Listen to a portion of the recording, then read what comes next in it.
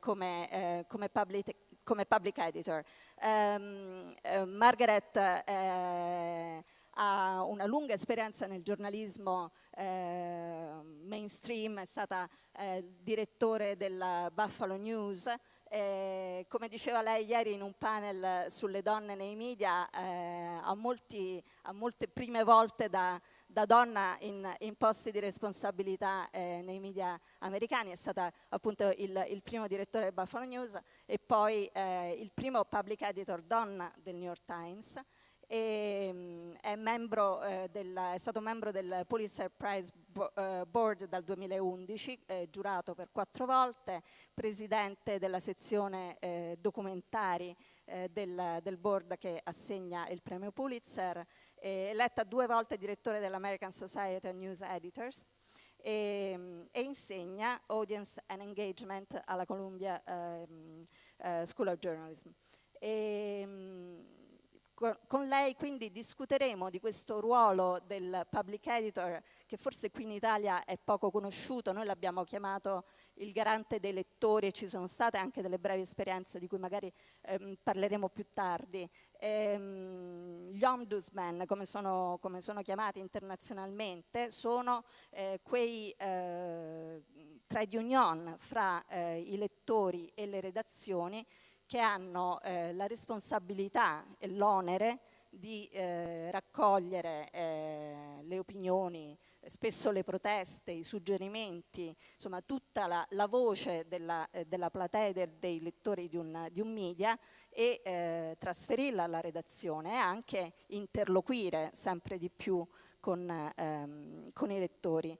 E in questo quindi l'esperienza di Margaret è importante perché proprio le cose di cui discutiamo ormai da anni qui al festival, ogni anno, quindi il vorticoso cambiamento del giornalismo, del nostro lavoro, con un sempre maggiore coinvolgimento dei lettori nel lavoro, ma anche con un cambiamento delle forme del giornalismo che ci costringe a rimettere in discussione anche alcuni assunti dati un pochino per scontati della professione, e trova in queste figure probabilmente proprio il punto di caduta più interessante, più forse anche a volte un po' sconvolgente per loro. Magari di questo Margaret ci parlerà.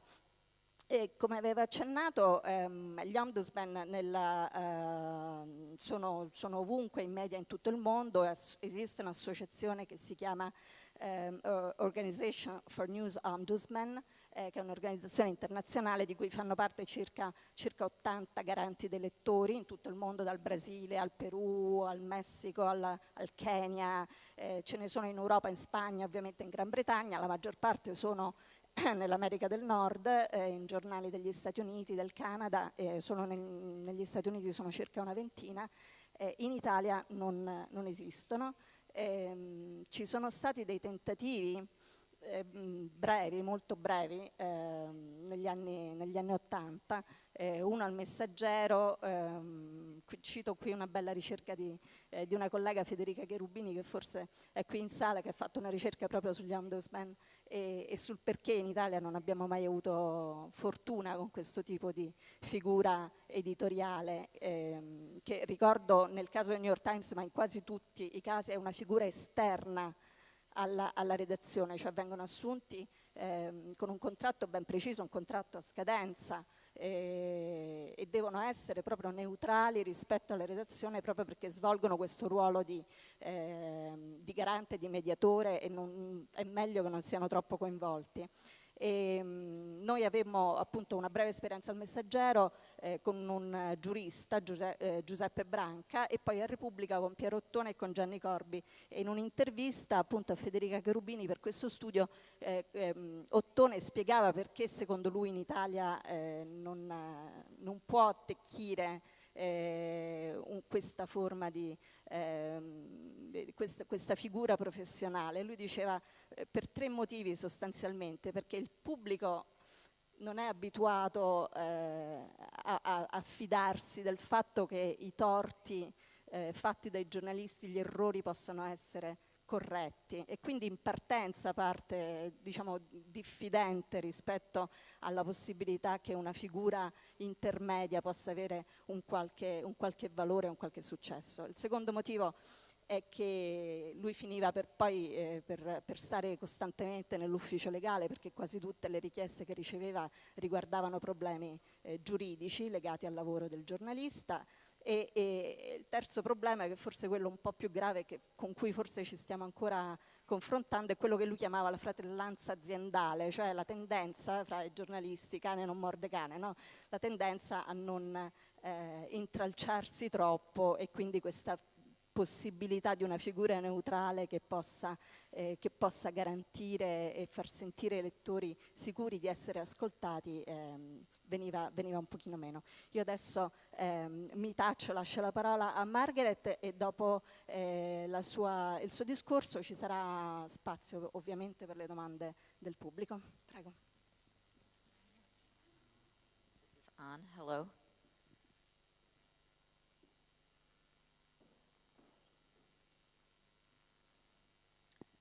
Thank you very much for that introduction, which I assume was wonderful, although I really didn't understand a word of it. I caught a few key words. Thank you very much. Good afternoon. I'm absolutely thrilled to be here with you in this beautiful place. My colleague at the New York Times, Aaron Pilhofer, is here, and he urged me to come to this festival, and I'm so glad that I did. I'm really amazed at what a wonderful gathering it is. Perugia is absolutely beautiful. It's my first visit here, and I must tell you that I absolutely love the joyful spirit I've observed at this gathering. I even love the idea of pairing the words journalism and festival. It sounds like so much fun, and usually I feel that journalism has had a very gloomy feeling over the past number of years, so just the idea of pairing the journalism and festival seems delightful to me. A student I met in California recently described this kind of event as a journo geek out, which does sound a little nerdy, but what it means is that we get a chance to get together, share ideas, become inspired, and figure out the future. I hope I can contribute to that today. Like some of you, perhaps many of you, I've known since I was a teenager, when I was the editor of my high school newspaper, what I wanted to do. And believe me, that makes us the lucky ones. I've never regretted my choice, which honestly never seemed like much of a choice to me at all. It seemed more like my destiny, or at least the only thing I could figure out that would make me happy and keep me interested day after day. And it has. Over the years, journalism has given me the chance to interview Mother Teresa, to get President Bill Clinton really mad at me, to write stories with datelines from Calcutta, Caracas, and Kathmandu. I specialized in the hard C sound. Become the first woman to be the chief editor of my hometown newspaper in Buffalo, New York, and while there, to supervise that paper's coverage of the September 11th, 2001 terrorist attacks, and to start its first investigative team. After about a dozen years of doing that job, I noticed a column in the Washington Post that said that the public editor of the New York Times was leaving the job. My children were getting older, my son was in law school, and my daughter was in college in New York City. In fact, I'm very happy to say that she's here with me today. So I applied for that position, and a few months later, I moved to New York City. It was a very big change from a career of being first a reporter and a columnist, later the top editor, to being the ombudswoman. It was great to get back to writing for a living, and thrilling to see my work in the Times. But the nature of the work, which involves dealing with issues of journalism ethics and integrity, fielding reader complaints, critiquing the paper, and sometimes pointing out how my colleagues could have done something better, is endlessly challenging and often stressful. Purely on the personal front, I've had to learn a few things too, one of which is that while in life, and especially as a journalist, it's very hard to please everyone all the time.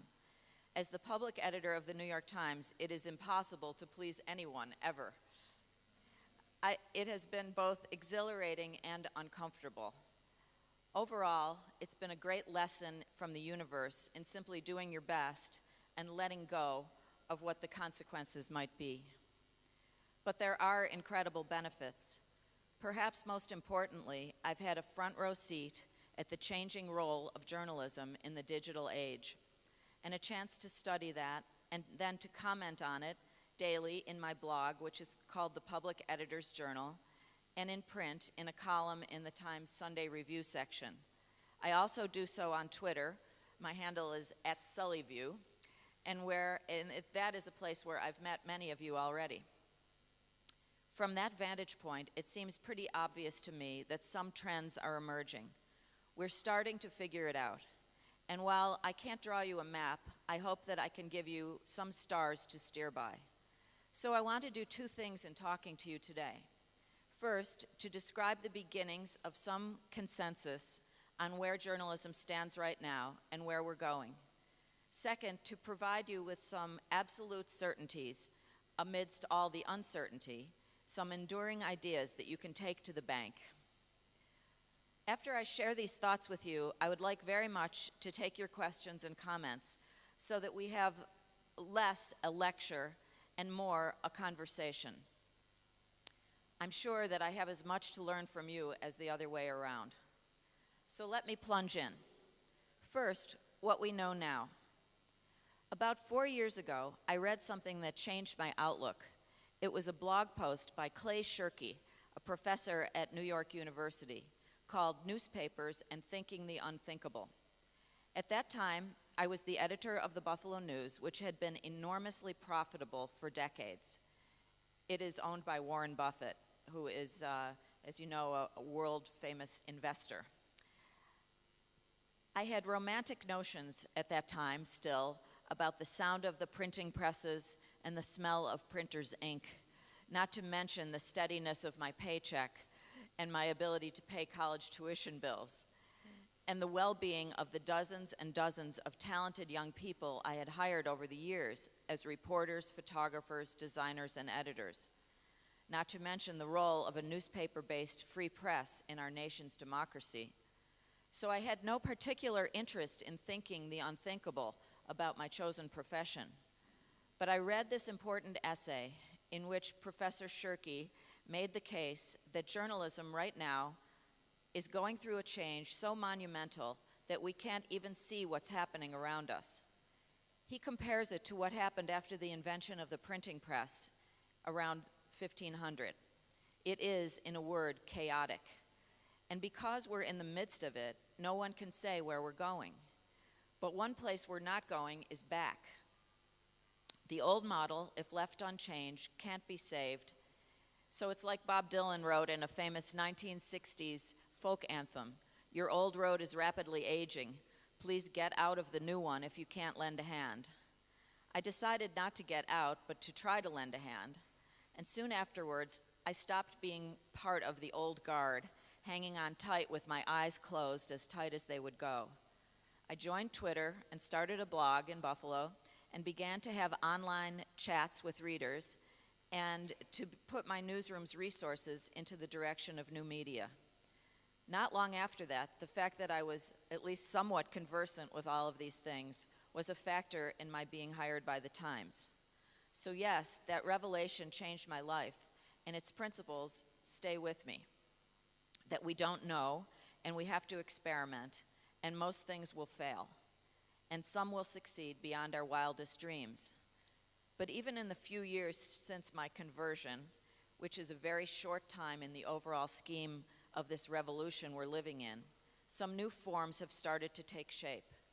It's not just a sea of uncertainty out there as far as the eye can see now.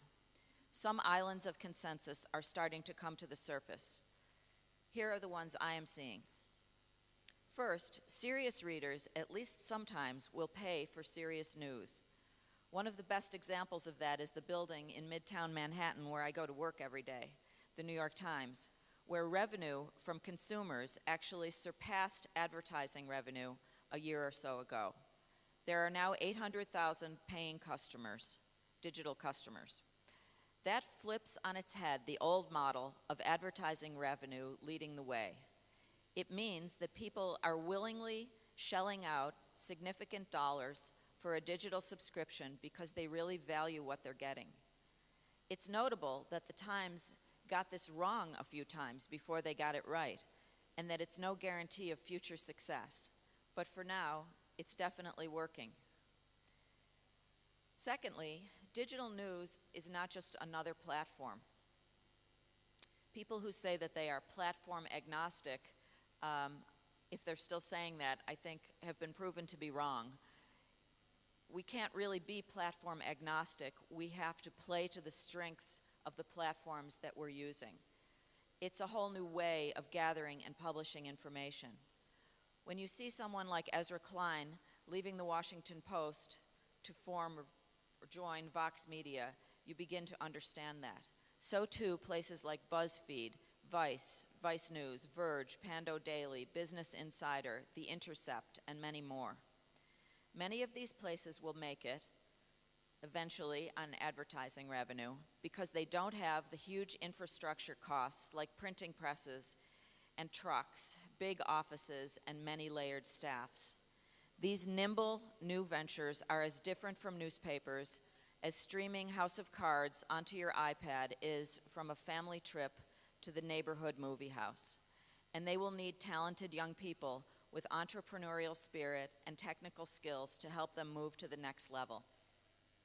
And there will be many new ones too, many that we can't even conceive of now, but maybe are being cooked up in someone's dorm room right now, or who knows, maybe even tonight in the wee hours at the Brufani Palace. Thirdly, data-driven journalism continues to be a huge trend and continues to emerge, and we have not yet figured out exactly what it's going to be. Just in the past few months, the emergence of efforts such as Nate Silver's 538, Ezra Klein's new venture, and The Upshot, a new venture at the Times, are showing us part of what is to be. We all need to be fully up to speed on what is happening in this realm. And yes, I know that for word-loving journalists, this is not always our strong suit, but it's more important than ever.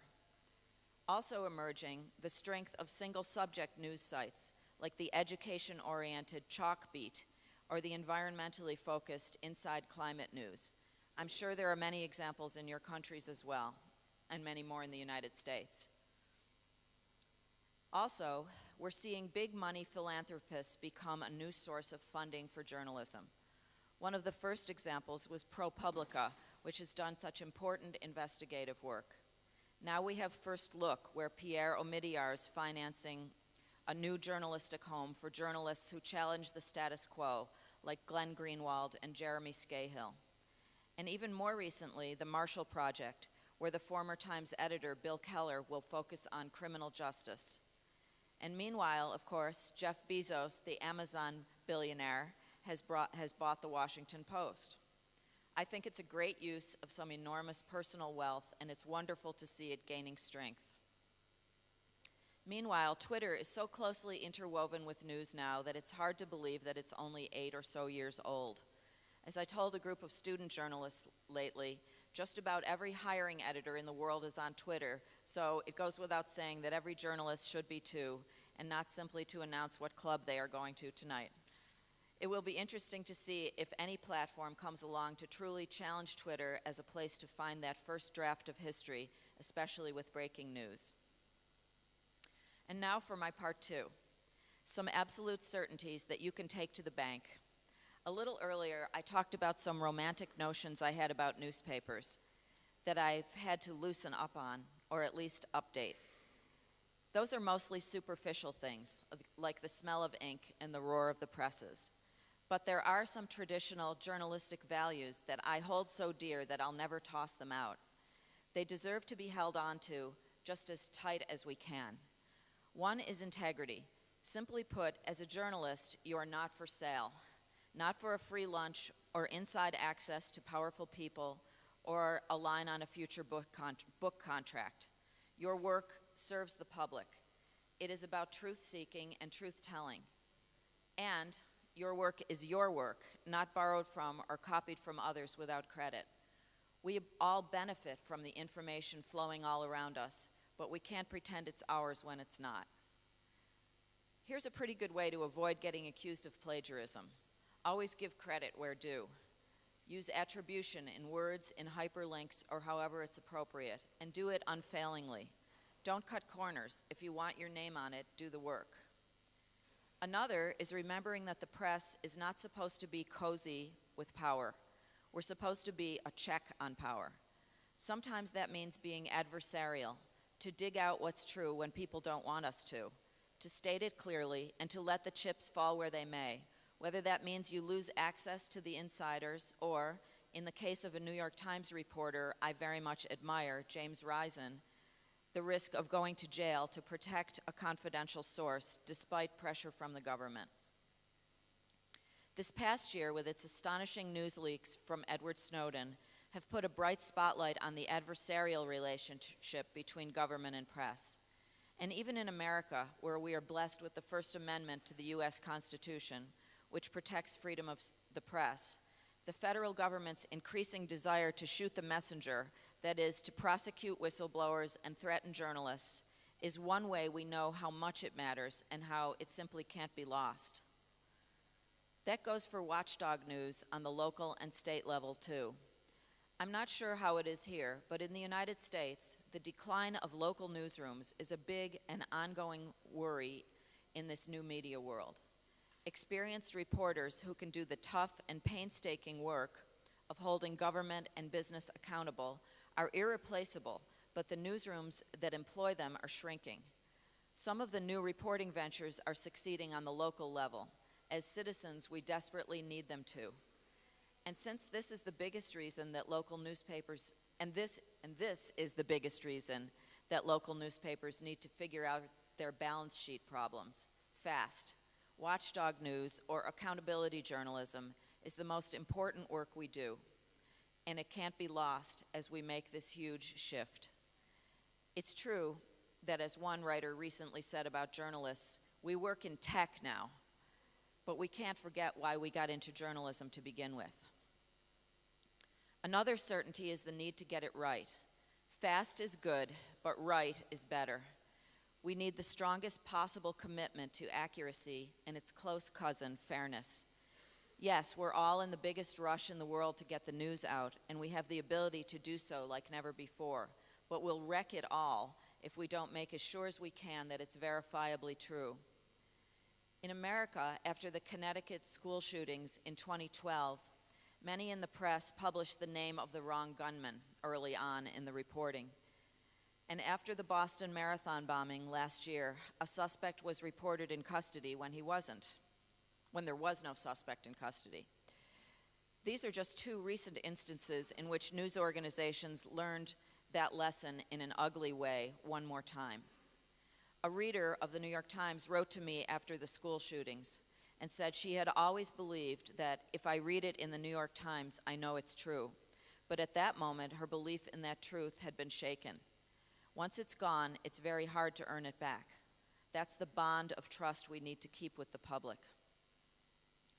It's never been more important than it is now in the rush of unverified information coming from all directions. New organizations like the Dublin-based Storyful can play an important role there in verifying information. So does old-fashioned double-checking and smart, experienced editing. Transparency with readers is an important part of this. We can say what we know and what we don't know at a particular time. We can also be quick to admit it when we know something is wrong or when we get something wrong. For many of the difficult ethical challenges that arise every day in journalism, transparency is often the answer. We believe in shining a bright light on the lives and works of those we cover. We're not always so eager to shine that light on ourselves or our own news organizations. But being clear and honest with our audiences about our mistakes, about our possible conflicts of interest, about what we know and don't know at a particular moment is one of the most important things we can do. So there you have it. Integrity, transparency, challenging the powerful, getting it right. No matter what the technological changes, these qualities and practices are never going to go out of style. The new landscape, however it may look eventually, needs journalists who are many things. They must be adaptable, have an entrepreneurial spirit, they must be determined and doggedly persistent, and I would even use the word driven. Perhaps most important of all, amidst all the new technology and tools, we can't lose sight of the core values that attracted so many of us to journalism to begin with. A deep sense of compassion for society's underdogs, and a desire, sometimes fueled by righteous indignation, to make the world a better place by shining a light on what's wrong. So that is what I've learned, and please know that I'm continuing to learn every day. The pace of change sometimes makes me feel like I'm struggling to keep up, but I try to remember that these days, being a journalist shares at least one quality with being a shark. If you're not moving forward, it's over. And collectively, our mission is too important, and we're having too much fun to let that happen. So it's a real privilege to be with you here today at this remarkable time in journalism history. Thanks for listening, and I'd love to take your questions or comments. Thank you.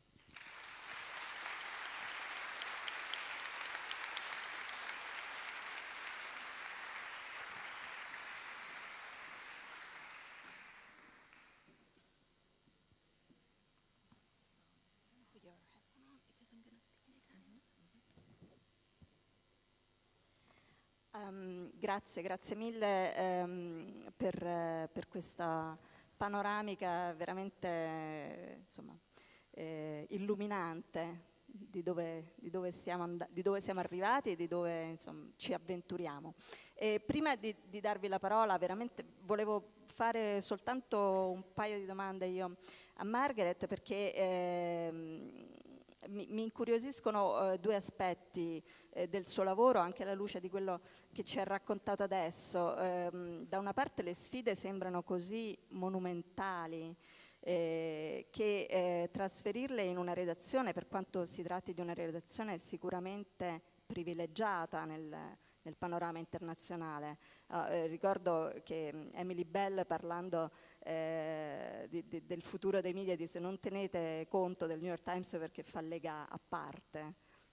È un esempio insomma che ha tante risorse, una grande reputazione, però comunque come viene recepito, come vengono recepiti gli stimoli che tu trasferisci in redazione, qual è il rapporto con i giornalisti, e poi naturalmente ti chiederò del rapporto invece con i lettori.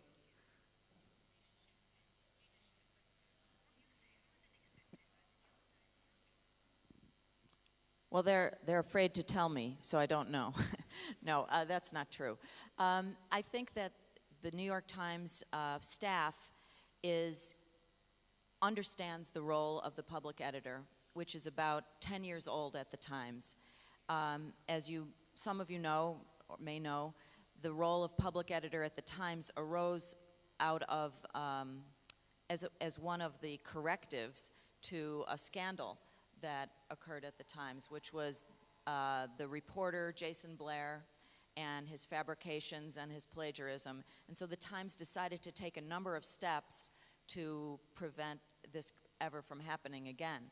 And so one of the steps was to have the role of an ombudsman or public editor, so that readers or sources or people who'd been interviewed would have someone to go to outside the hierarchy of the paper. So I think that I've found that most of the journalists at the Times understand that role. They appreciate it. They might not appreciate every single thing I say, but in the overall, the aggregate, I have found everyone to be very professional, welcoming to me personally, and supportive. So I have had some disagreements with people, certainly, and I know that there have been times when an individual hasn't been very happy with me, but I think overall and in the aggregate, there is a sense that this is a good kind of role to have and that they're happy to have it. Mi pare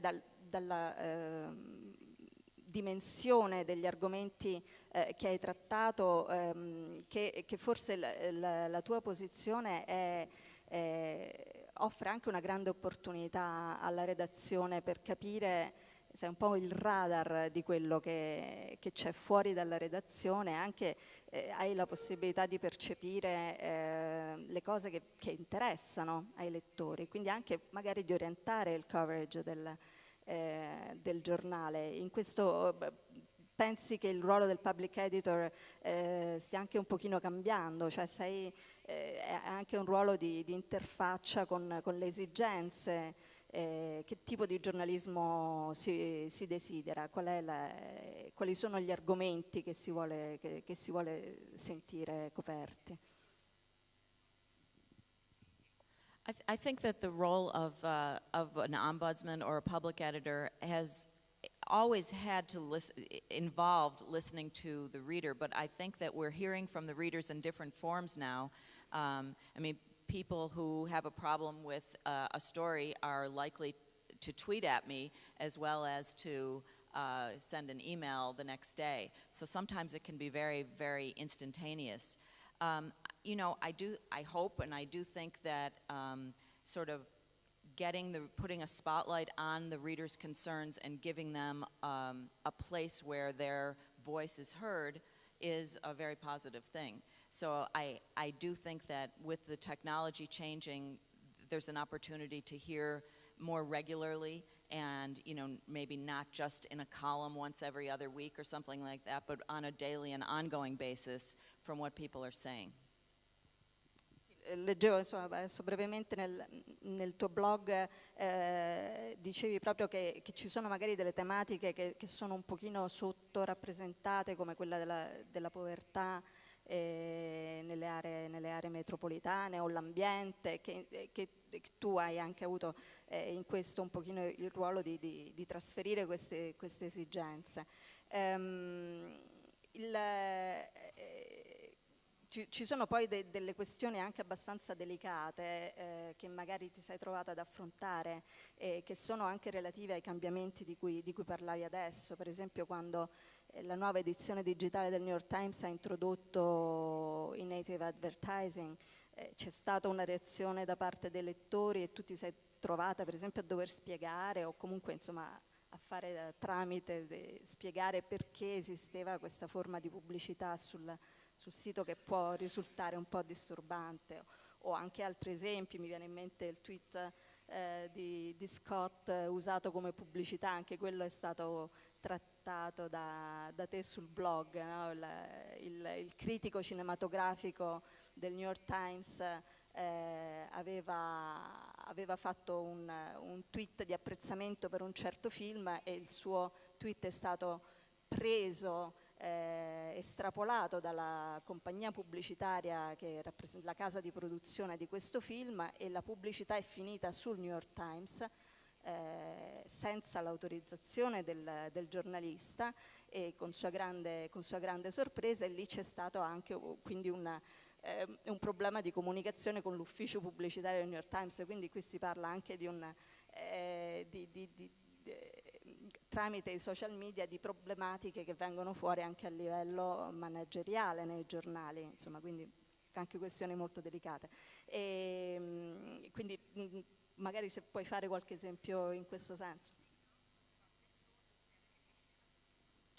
So just to address some of the examples that you brought up, I have written about, and one that I think is really important and has been critical. The Times, at about a year ago, I'm not sure of the timing, decided to no longer publish its environmental blog, which was called the Green Blog, and it also decided to dismantle its team of reporters who were working on environmental issues.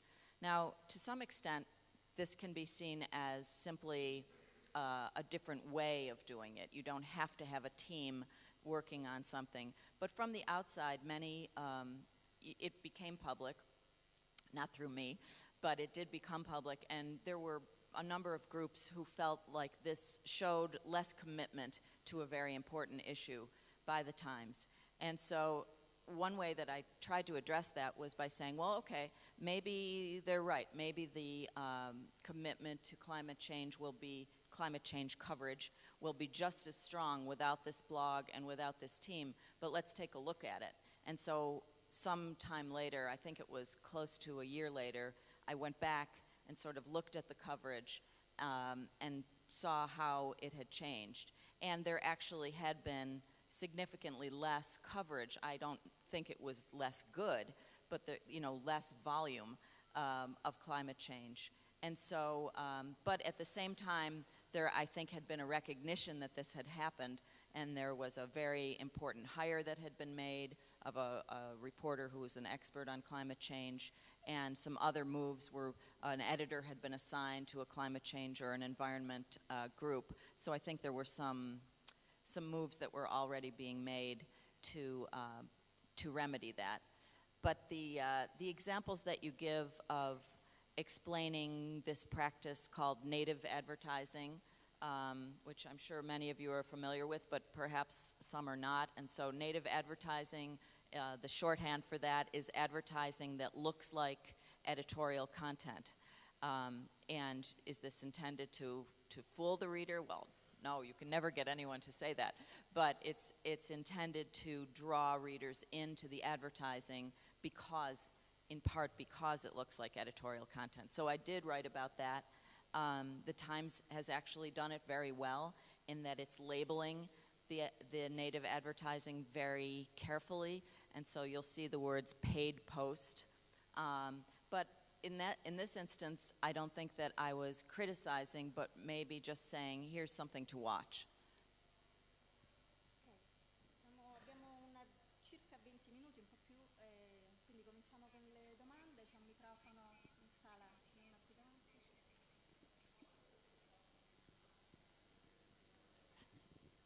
Hi, I'm Paola Bonomo.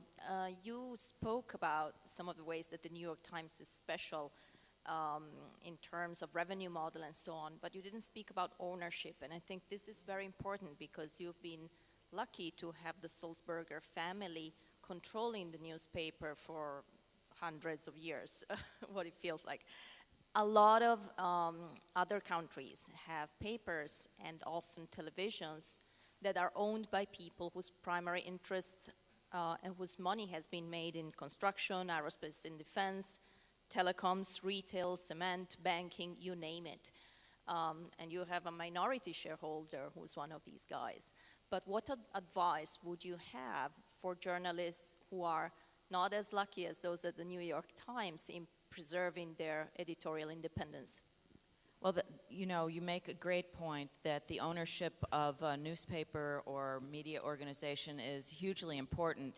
Just to give one other interesting example, I think, of this, so the two newspapers in the United States that were prominent newspapers that were owned for a very long time by families were the New York Times with the Sulzberger Ox family and the Washington Post with the Graham family. Catherine Graham, who was always one of the people I admired the most, and her son Donald Graham. And interestingly, the Grahams sold the paper recently to Jeff Bezos with his, huge, deep pockets, I think in part because they felt that this ownership, although it wouldn't be a family ownership, would be very good for the paper ultimately, that they needed that kind of financial support.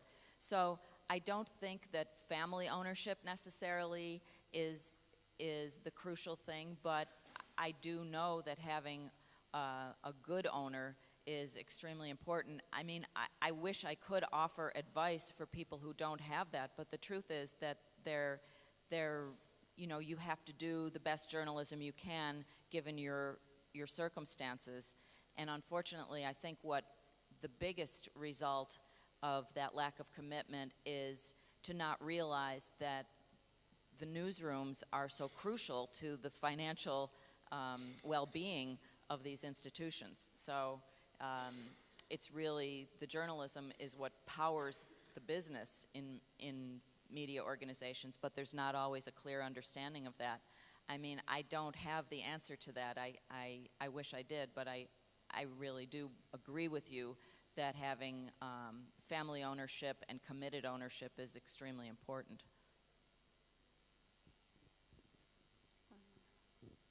Hi. So as a young journalist, I'm wondering if you have any advice about where to look for learning about ethics and learning about integrity, because a lot of us, I think, now come up not through small papers where you might have daily contact with reporters who, or editors who, have strong ethics at the core. And I'm wondering where we should look. And I, for example, am thinking about going to graduate school because I think that might be one way to get exposure to that. Well, I do think that having some training in, some actual journalistic training in the values and ethics can be very worthwhile. I mean, I don't think that going to journalism school is an absolute necessity. I know a lot of terrific journalists who never took a journalism course in their life, but it can help, and I think that it can give you that basis. There are books that are particularly good. There are two gentlemen who've written a couple of books together, Bill Kovach and Tom Rosenstiel. I'm blanking at the moment on the title of their books, but so Kovach, Bill Kovach and Tom Rosenstiel, I think are really good resources. I mean, I think you probably have to look to books like that actually lay this kind of thing out. The Society of Professional Journalists in the United States has very good guidelines, I think, and they're certainly worth knowing about and reading. I mean, I don't always agree with everything they say, but I think it's a hugely important subject, and it's great to hear that you're thinking about it.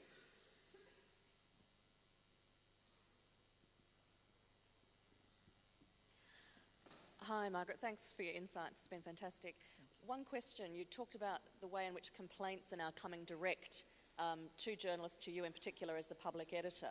I'm wondering what the impact of that has been on you and also on the journalists. I mean, the old processes we used to enjoy involved a lot of layers of protection. So can you enlighten us on that?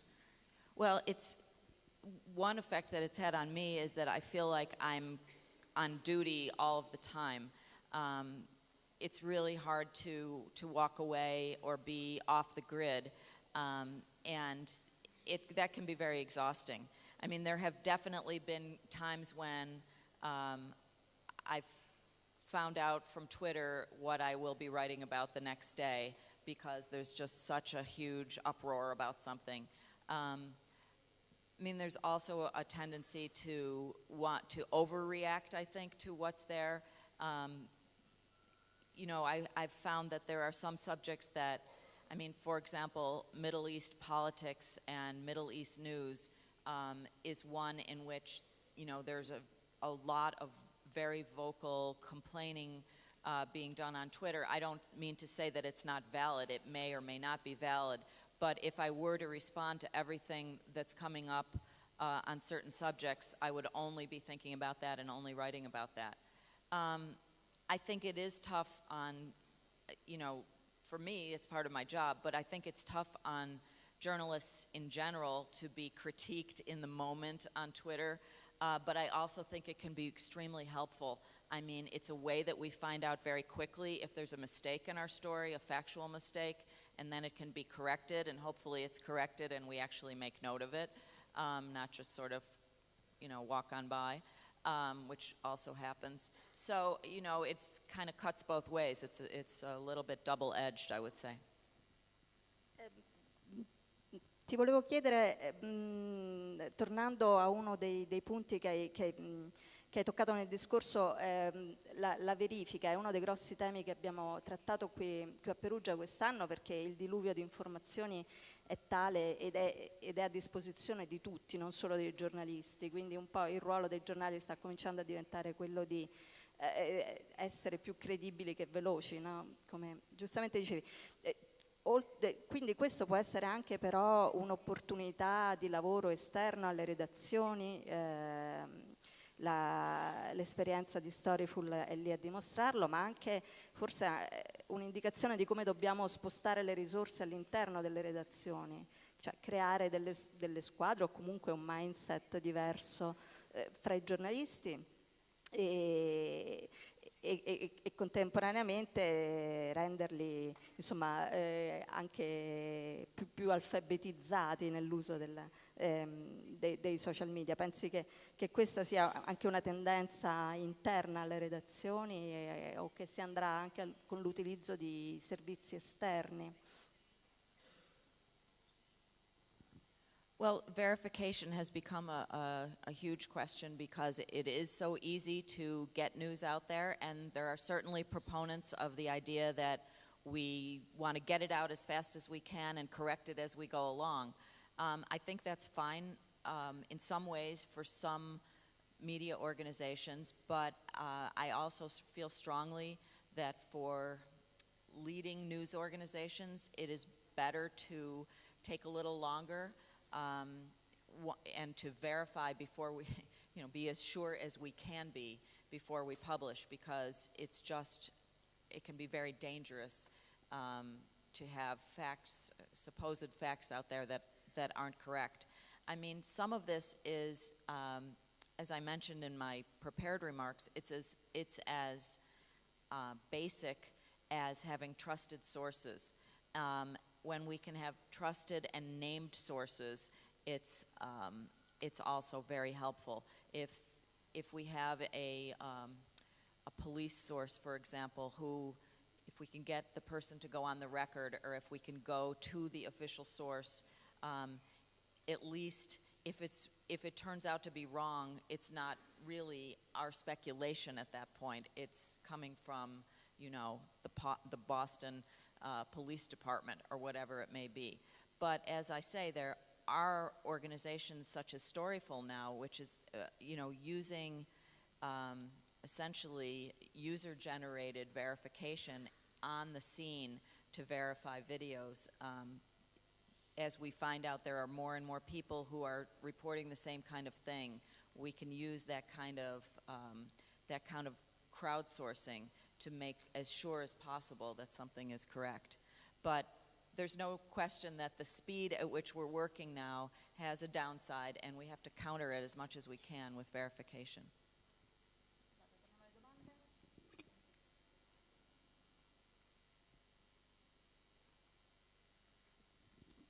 Hi, Margaret. You've been unusual as a public editor or ombudsman in the sense that you've written about business models and business issues much more than anybody has ever done. I'm curious about, from your vantage point, how do you see that playing out in the New York Times newsroom? Is there more collaboration between news and the business side, especially the product side? And how is that going? And would you, again, from your point of view, should there be more of it, less of it, a different way of doing it? So the question of the wall coming down, really, between the traditional wall between the business side and the journalism side is certainly something that is happening throughout our industry. It's definitely happening at the New York Times as well, where there is very close collaboration now between the business side and the reporters and editors. One place that we've seen that happening is in terms of video, where video has become a huge push at the Times, and a few months ago it became something of a notable event that the person in charge of video had a dual reporting role, reporting both to a high person on the business side and to Jill Abramson, the editor of the paper. I mean, I think that can work. I don't think that's intrinsically terrible or we need to be afraid of it, but we don't want the business side to be dictating journalism. So I think it's something to watch carefully, and I think that because of that connection now between the business side and the journalism side, as public editor, I think I would be remiss if I weren't paying attention to what's going on the business side, because it's sort of all become so intertwined. So I hope to keep doing that. Domande?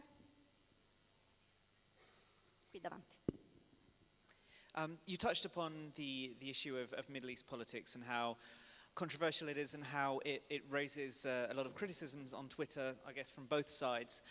In your opinion, how does the New York Times journalism coverage of Israel-Palestine match up to the standards that you want to set for the story, and what do you think could be improved in the coverage of that story? So on Middle East politics and coverage, you know, I hope in the next few months to really bear down on that and to do a full and fairly thorough look at it. What I've done so far is to really respond to individual complaints about, for example, an individual story or headline or a paragraph in a story that may not be the most balanced. It's an area in which both sides of the conflict actually constantly accuse the New York Times of being biased. And I'm not of the school that says, oh, well, if both sides are accusing you of bias, you must be doing it right.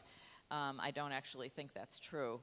And I'm not really able to tell you in definitive terms, you know, to give the coverage a grade. I will tell you that I think the Times is very committed to covering Middle East politics fairly, and that I think it generally does so, but I don't think it's without flaw. And in fact, you know, I guess that's one of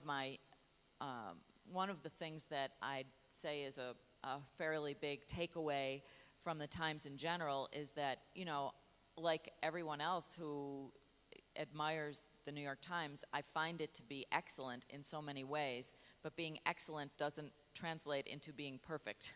So it's kind of a constant effort to improve. You talked before about the New York Times canceling the blog about environment, and this uproar arrived also in Italy because, well, I am an environment journalist and I heard of that. And in Italy, only La Repubblica has a journalist entirely devoted to environment since its foundation. Now are probably a couple of journalists, not the other newspapers, not the other big newspapers.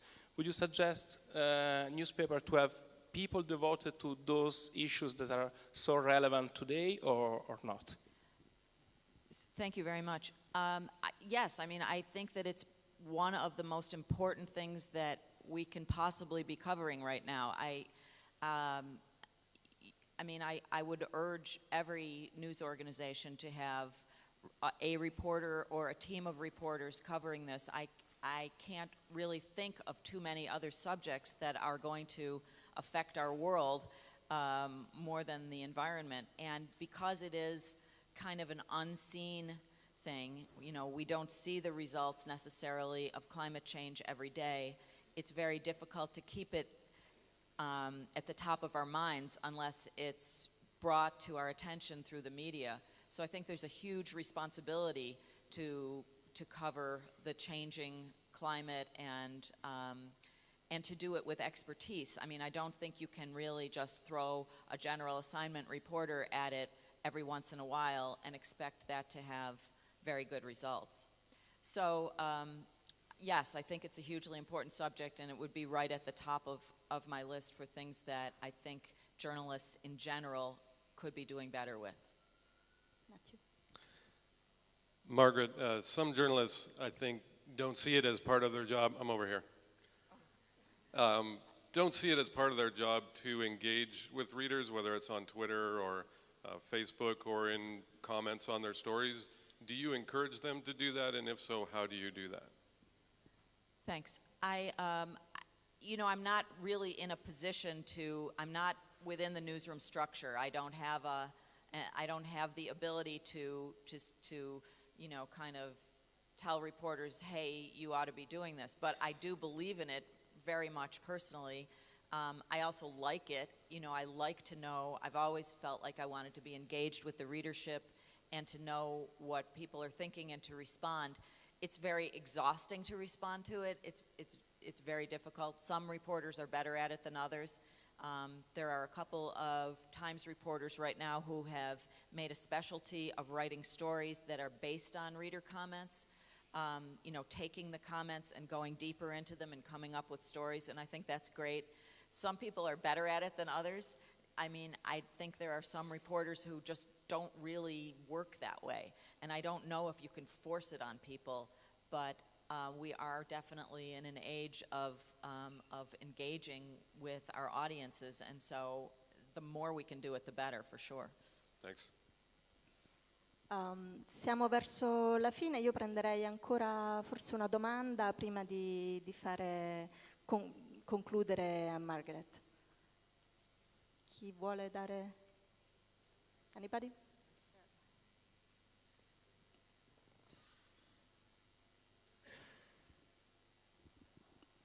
Hi. Thank you for your stimulating lecture. And New York Times recently invited the former BBC president as a CEO, right? And I'd like to know what's going on inside the New York Times. For example, in organizational, cultural conflicts, or some kind of synergetical effects of innovation, or because BBC is obviously known as a front runner in innovation of news distribution and broadcasting. I'm really interested in the interaction or communication of these cultures. So could you explain further? So the person you're talking about is Mark Thompson, who was the Director General of the BBC and who came to the New York Times, it's now maybe about a year and a half ago, as the CEO. And I think that one of the motivations for looking to him and to the BBC as the source of the person who would head the business, really not so much the journalism, but the business side of things, was a major push that the Times is doing to become a truly global news organization. So I believe that was a strength that Mark Thompson brought, was this sort of this globalization, and that has certainly been a very strong message that he's given to the business side and to the journalists at the Times, is to, and one piece of that was that the International Herald Tribune has now become rebranded as the International New York Times, and that certainly comes out of that whole effort. One interesting piece of this internationalization is the difficulties that the New York Times has had in covering China. The Times has done some really excellent journalism in China, and unfortunately the result of that is that the Chinese government has shut down the Times' web presence in China. And so, I certainly admire the fact that they didn't pull their punches. And from everything I know, Mark Thompson, who certainly would have understood that there could be a downside to these tough China stories, has not been anything except supportive of them. So it seems as though those things they're not exactly in line with each other, but the choice has been made to continue to do the good journalism.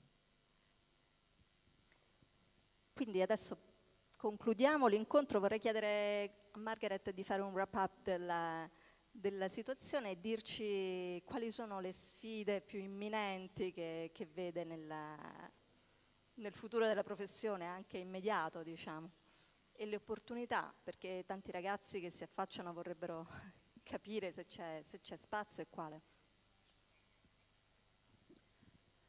Well, thank you very much, and thanks very much for this great opportunity and for all of your questions. It's been fantastic. I very much appreciate it.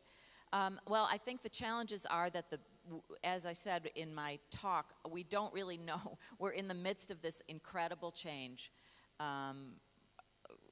in terms of the entire world of journalism going digital, and the old business forms are falling away, and we really don't know where it's all headed. So from my point of view, the biggest challenge is to hang on to the values that really make us what we are, and not to lose them in the sort of the transition to the new world, which, I mean, I'm actually very encouraged by the numbers of new outlets there, new startups, new branches of old media, the way a number of legacy news organizations have kind of pulled themselves and their staffs kicking and screaming into the new world. It's all very encouraging. And I think for young journalists, there's a lot of opportunity out there. So I think it's pretty good. It's a pretty good time to be entering journalism. It's a very unpredictable time. I don't think that you will go to work for an organization like I did as a summer intern and end up being there for a couple of decades. That doesn't happen anymore. Grazie mille Margaret, grazie a voi.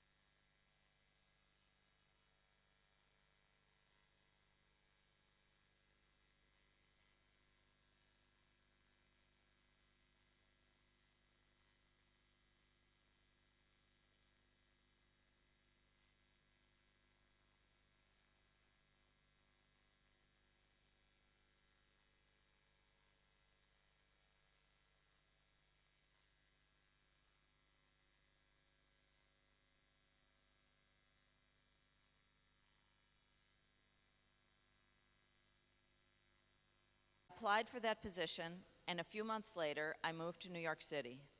It was a very big change from a career of being first a reporter and a columnist, later the top editor, to being the ombudswoman. It was great to get back to writing for a living, and thrilling to see my work in the Times.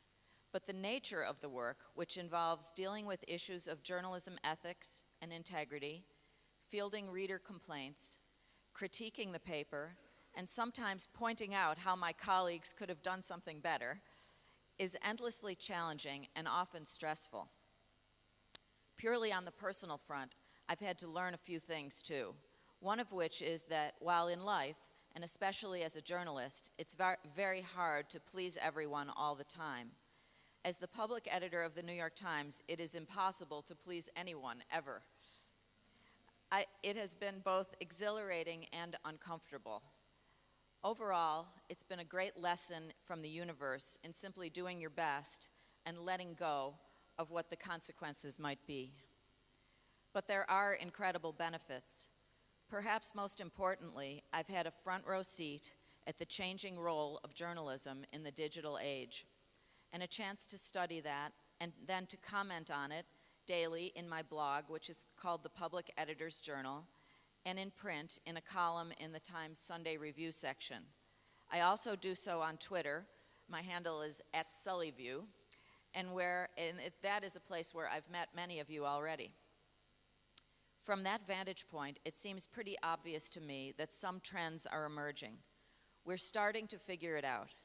And while I can't draw you a map, I hope that I can give you some stars to steer by. So I want to do two things in talking to you today. First, to describe the beginnings of some consensus on where journalism stands right now and where we're going. Second, to provide you with some absolute certainties amidst all the uncertainty, some enduring ideas that you can take to the bank. After I share these thoughts with you, I would like very much to take your questions. Dei lettori nel lavoro, ma anche con un cambiamento delle forme del giornalismo che ci costringe a rimettere in discussione anche alcuni assunti dati un pochino per scontati della professione, e trova in queste figure probabilmente proprio il punto di caduta più interessante, più forse anche a volte un po' sconvolgente per loro. Magari di questo Margaret ci parlerà. E come aveva accennato, gli ombudsman sono ovunque in media in tutto il mondo. Esiste un'associazione che si chiama Organization for News Ombudsman, che è un'organizzazione internazionale di cui fanno parte circa 80 garanti dei lettori in tutto il mondo, dal Brasile al Perù, al Messico, al Kenya. Ce ne sono in Europa, in Spagna, ovviamente in Gran Bretagna. La maggior parte sono nell'America del Nord, in giornali degli Stati Uniti, del Canada. Solo negli Stati Uniti sono circa una ventina. In Italia non esistono. Ci sono stati dei tentativi brevi, molto brevi, negli anni 80, uno al Messaggero. Cito qui una bella ricerca di una collega, Federica Cherubini, che forse è qui in sala, che ha fatto una ricerca proprio sugli ombudsman e sul perché in Italia non abbiamo mai avuto fortuna con questo tipo di figura editoriale, che ricordo nel caso del New York Times, ma in quasi tutti i casi è una figura esterna alla redazione, cioè vengono assunti con un contratto ben preciso, un contratto a scadenza, e devono essere proprio neutrali rispetto alla redazione, proprio perché svolgono questo ruolo di garante, di mediatore, e è meglio che non siano troppo coinvolti. Noi avevamo appunto una breve esperienza al Messaggero con un giurista, Giuseppe Branca, e poi a Repubblica con Piero Ottone e con Gianni Corbi. E in un'intervista appunto a Federica Cherubini per questo studio, Ottone spiegava perché secondo lui in Italia come public editor. Margaret ha una lunga esperienza nel giornalismo mainstream, è stata direttore della Buffalo News. Come diceva lei ieri in un panel sulle donne nei media, a molte prime volte da donna in posti di responsabilità nei media americani. È stata appunto il primo direttore del Buffalo News e poi il primo public editor donna del New York Times. È stato membro del Pulitzer Prize Board dal 2011, giurato per 4 volte, presidente della sezione documentari del board che assegna il premio Pulitzer, eletta 2 volte direttore dell'American Society of News Editors, e insegna Audience and Engagement alla Columbia School of Journalism.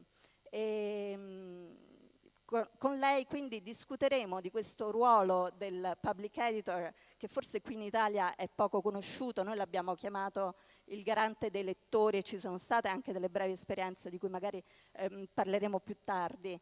Gli ombudsman, come sono chiamati internazionalmente, sono quei trade union fra i lettori e le redazioni, che hanno la responsabilità e l'onere di raccogliere le opinioni, spesso le proteste, i suggerimenti, insomma tutta la voce della platea dei lettori di un media, e trasferirla alla redazione e anche interloquire sempre di più con i lettori.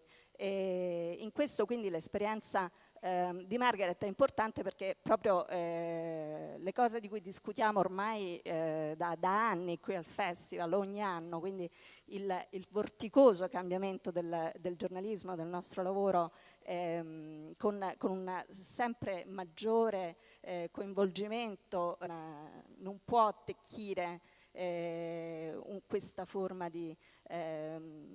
questa figura professionale. Lui diceva per 3 motivi sostanzialmente: perché il pubblico non è abituato a fidarsi del fatto che i torti fatti dai giornalisti, gli errori, possano essere corretti, e quindi in partenza parte, diciamo, diffidente rispetto alla possibilità che una figura intermedia possa avere un qualche valore, un qualche successo. Il secondo motivo è che lui finiva per stare costantemente nell'ufficio legale, perché quasi tutte le richieste che riceveva riguardavano problemi giuridici legati al lavoro del giornalista. E il terzo problema, che forse è quello un po' più grave, con cui forse ci stiamo ancora confrontando, è quello che lui chiamava la fratellanza aziendale, cioè la tendenza fra i giornalisti, cane non morde cane, no? La tendenza a non intralciarsi troppo, e quindi questa possibilità di una figura neutrale che possa garantire e far sentire i lettori sicuri di essere ascoltati, veniva un pochino meno. Io adesso mi taccio, lascio la parola a Margaret, e dopo il suo discorso ci sarà spazio ovviamente per le domande del pubblico. Prego. This is on. Hello.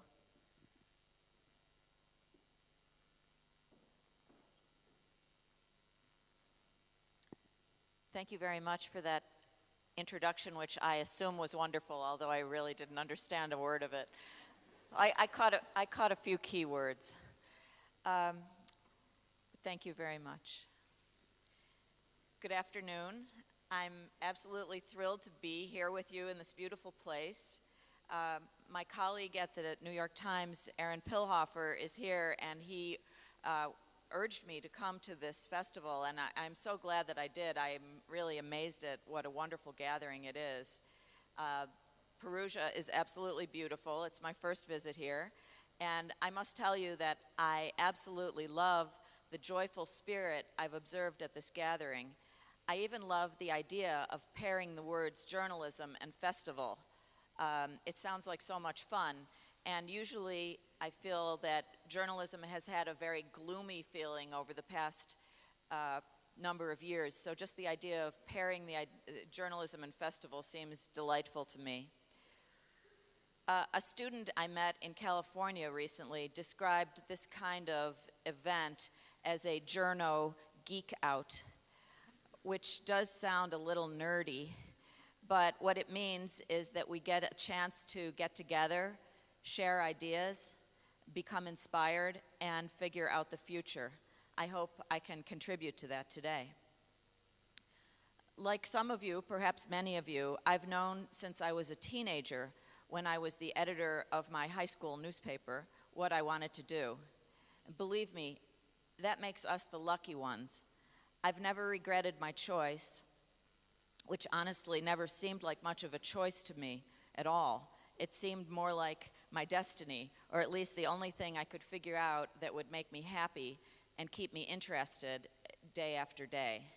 And it has. Over the years, journalism has given me the chance to interview Mother Teresa, to get President Bill Clinton really mad at me, to write stories with datelines from Calcutta, Caracas, and Kathmandu. I specialized in the hard C sound. Become the first woman to be the chief editor of my hometown newspaper in Buffalo, New York, and while there, to supervise that paper's coverage of the September 11th, 2001 terrorist attacks and to start its first investigative team. After about a dozen years of doing that job, I noticed a column in the Washington Post that said that the public editor of the New York Times was leaving the job. My children were getting older, my son was in law school, and my daughter was in college in New York City. In fact, I'm very happy to say that she's here with me today. So I